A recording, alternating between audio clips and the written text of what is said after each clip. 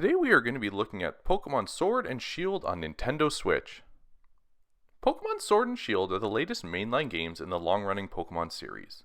For those unfamiliar with the series, you leave your single mother's house on your own, generally as a 12 or 13-year-old, to enslave as many wild monsters as you encounter. This first goal is also referred to as catching 'em all, whereby you own one of each of the hundreds of monster species. These monsters are also used to fight against other youngsters or adults in similar situations. Fighting with your group of monsters against those found in the wild or by battling enslaved monsters being instructed by other trainers will gain your team experience. After accumulating enough experience, your monsters level up and their stats increase.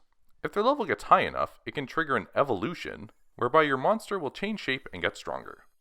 Strengthening your team helps you to fulfill your second goal, becoming the very best like no one ever was, by using your powered up monsters to eventually defeat the champion and to fulfill your destiny of becoming a Pokemon Master. All kidding aside, Pokemon Sword and Shield play just like past games in the series. You start out as if you've never played a Pokemon game in your life, and you are handheld as to how to fight and catch Pokemon, which frankly takes too much time and really delayed my enjoyment because I just wanted to really get into the game. With the tutorial areas more or less complete, the game finally opens up and you access the wild area for the first time. This is a first in Pokemon, and as someone who's played all the mainline games, something this new is a breath of fresh air into a game that's been fairly consistent over the years. In this area you encounter several different types of Pokemon that will help you to round out your team, and there are higher level Pokemon just wandering around. Be warned though, encounters in the early going are not likely to end favorably for you. But if you decide you want to challenge these high level Pokemon and you win, you'll be rewarded with large amounts of experience that can help you to grow your team faster. With high level Pokemon being accessible early in the game for the first time ever, another change in Pokemon Sword and Shield is that the level of the Pokemon you can catch is now tied to defeating gyms. The more gyms you defeat, the higher the level of Pokemon you can catch. Another thing you're exposed to in the wild area are locations for another new gameplay element called Dynamax.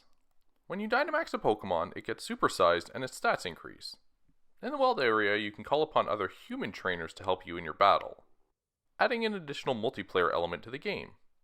If you do not have anyone to call on, you're assigned CPU trainers to help you in the battle.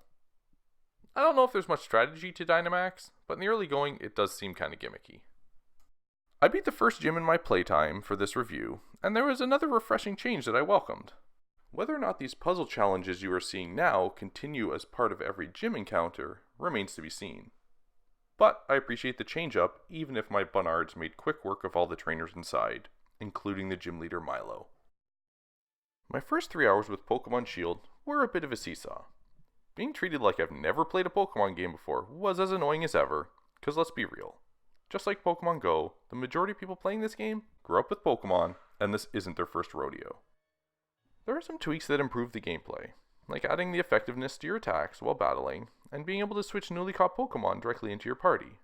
But on the other hand, the lack of voice acting seems really out of place. I know it's not existed before in a mainline Pokemon game, but even Zelda on Switch put voice acting into its cutscenes.